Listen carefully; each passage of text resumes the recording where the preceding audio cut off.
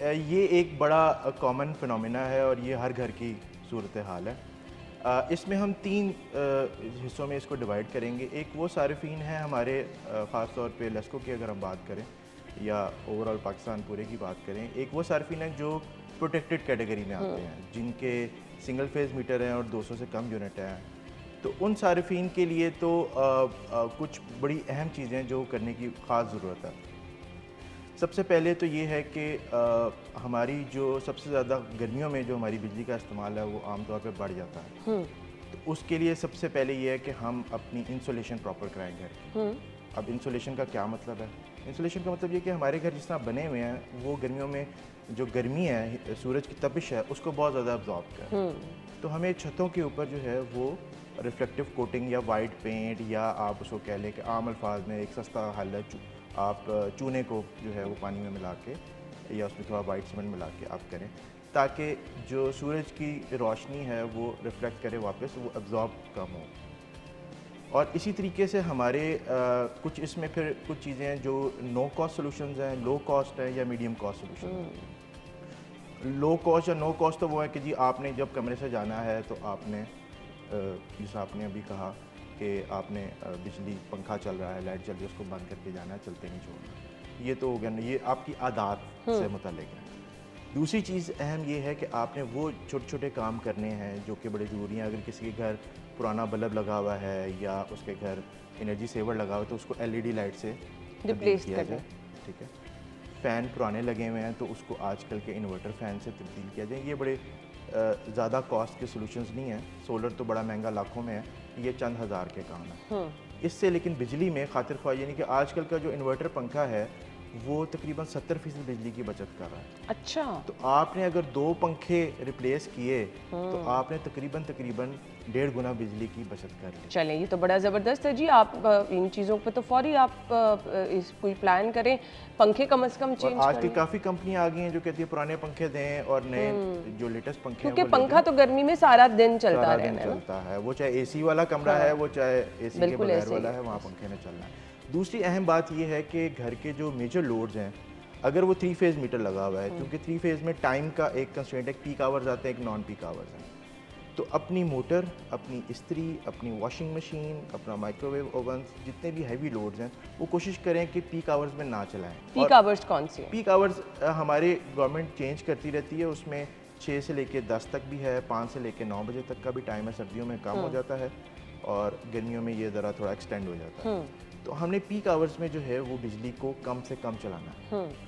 और जो प्रोटेक्टिव सार्फिन है, जो ख़ास तौर पे 200 यूनिट से नीचे रहना चाहते हैं, उनके लिए एक बड़ा ज़रूरी काम है कि जिस तरीके से हम आजकल मोबाइल पैकेज को देखते हैं कि वो हमारा ख़त्म तो नहीं होने वाला, तो वो कम से कम महीने में 1 से 2 मरतबा अपने मीटर रीडिंग को एक दफ़ा ज़रूर देखते रहें और उस लिहाज से अपनी चीज़ों को बेहतर तौर पे मैनेज करें, क्योंकि ये आदात से मुतल्लिक है, ये आपकी रोज़ाना रूटीन से मुतल्लिक चीज़ें हैं कि जिसको आप इख्तियार करेंगे तो आप एनर्जी की बेहतर तौर पे बचत कर सकेंगे। एक बड़ा अहम पॉइंट है, आजकल तकरीबन हर घर में 5 से 6, 7 अफराद होते हैं नॉर्मल।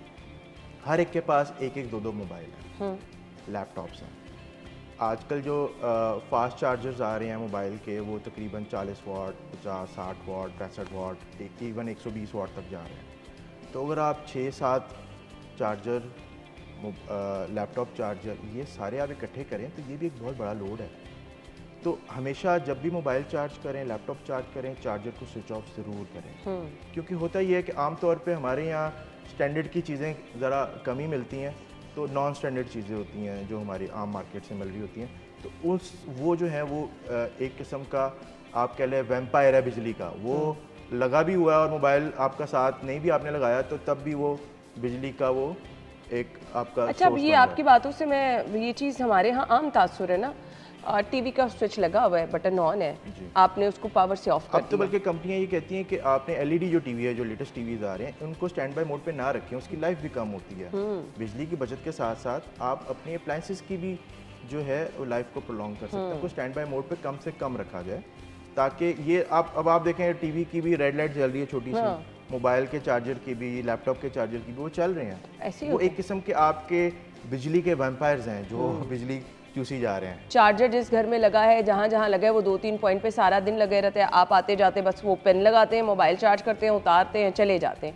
इसी तरह टीवी का स्विच लगा होता है। इसी तरह घर में हमने डिफरेंट ऐसी चीज़ें रखी होती है। लैपटॉप होता है जी, रूटीन के इस्तेमाल की जो चीज़ें होती हैं, तो आप उसको स्विच को प्रॉपर तरीके से निकालें, बंद करें। हम तो इतनी बिजली इस्तेमाल नहीं करते जितना बिल आ जाता है, ऐसा क्यों है? अब मैं आपको एक और बात बताता हूँ। अब आप एसी चला रहे हैं, आजकल कमरा नहीं ठंडा हो रहा, एसी फुल स्पीड से चल रहा है, आप उसके अगर मीटर लगा के चेक करें तो वो फुल एम्पेयर और वाटेज लेगा। रीज़न बिहाइंड के हमने उसकी प्रॉपर इंसुलेशन नहीं की। वो छोटे छोटे काम है। लेट्स से अगर आपकी विंडो है जो फेसिंग सन है, आपने उसको क्या टेंट किया, क्या आपने उसके ऊपर कोई सिरामिक कोटिंग ऐसी की जिससे यूवी और इंफ्रारेड रेज जो सूरज की हैं, जो असल में गर्मी पैदा करती हैं, वो रेज रिफ्लेक्ट बैक हों? क्या आपने अपने दरवाज़ों के नीचे या अपने जो मुख्तलिफ आपके कमरों के वॉशरूम्स के दरवाजे उसके नीचे क्या आपने इंसुलेटेड, वो आजकल बड़े सस्ते से आ रहे हैं, वो आपने क्या उसको प्रॉपर इंस्टॉल किया? तो आपकी एयर लीकेजेस बहुत ज़्यादा हैं, आपकी हीट ट्रैप हुई है कमरे में, आपका एसी फुल लोड पे चली जा रहा है और आप कह रहे हैं मैंने इन्वर्टर एसी लगाया, बिजली का बिल नहीं कम हुआ।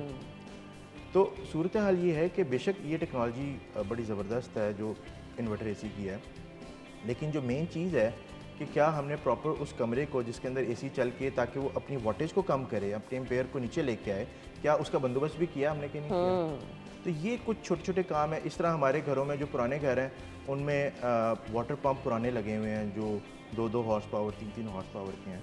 आजकल बड़े जदीद BLDC मोटर्स पंप्स आ गए हैं वाटर के, जो बड़ी लो वाटेज पे उतना ही काम करते हैं। सबसे पहले हमें समझने की ज़रूरत है कि एसी काम कैसे कर रहा है। देखें, उसने 26 डिग्री पे भी एसी ने उतनी ही कूलिंग फेंकनी है। सिर्फ होगा ये कि जैसे कमरे का टेम्परेचर 26 होगा, वो आस्ता आस्ता अपनी स्पीड स्लो करता जाएगा। इन्वर्टर एसी की हम बात कर रहे हैं। जो दूसरा एसी होता है वो ट्रिप कर जाता है। और 18 पे भी उसने उतनी ही ठंडी हवा फेंकनी है, लेकिन जब तक कमरे का टेम्परेचर 18 नहीं होगा वो अपनी स्पीड स्लो नहीं करेगा। तो माहिरीन का ये कहना है कि इंटरनेशनली कि 26 degree is the optimum temperature जो कि कमरे में आप रखें तो आपको बड़ा प्लेजेंट फील होगा। बिल में क्या फ़र्क पड़ता है इससे? अब ये है कि अगर आप 26 डिग्रीज पे चलाते हैं और वर्सेस आप 20 डिग्री पे चलाते हैं तो कम से कम बिल आपका डबल तो ज़रूर होगा। Don't tell me. उसकी वजह ये है कि यानी दो तरह के यूजर्स हैं। आप में एक बंदा 26 पे एसी चला रहा है, एक बंदा 20 पे एसी चला रहा है, तो ये बिल पे अच्छा खासा डिफरेंस लेके आता है। क्योंकि उसकी वजह बड़ी सिंपल है कि आप, और जो आपने पहली बात की कि एक बंदा ज़्यादा देर चला रहा है और एक बंदा थोड़ी देर 20 पे रख के चला रहा है। अब होता है कि आजकल के जो जदीद इन्वर्टर एसी हैं, जैसे आपका कमरे का टेम्परेचर 26 के करीब आया तो उसने अपनी स्पीड स्लो कर दी, उसने बिजली खाना कम कर दिया, वो बहुत नीचे आ गया। वो समझ लें अगर एक किस्म का हम एक मिसाल ले लेते हैं, वो अगर 100 चीज़ ले रहा है बिजली के तो वो तकरीबन 20 पे आ गए। 80% एफिशिएंसी होना शुरू हो जाएगी अगर कमरे का टेम्परेचर अचीव हो गया।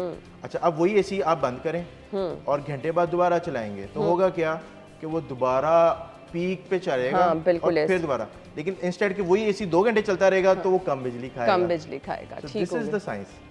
साइंस को समझने की जरूरत है। बिल्कुल।